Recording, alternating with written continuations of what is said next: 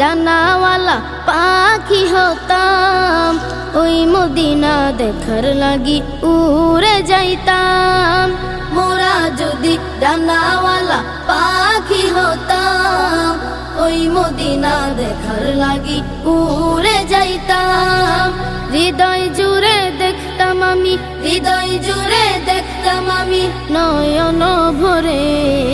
দু জাহানের বাদশা নবী কমলিওয়ালা রে, দু জাহানের বাদশা নবী কমলিওয়ালা রে, দু জাহানের বাদশা নবী কমলিওয়ালা রে, দু জাহানের বাদশা নবী কমলিওয়ালা রে।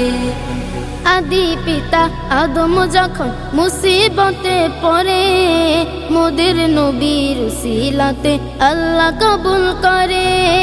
আদি পিতা আদম যখন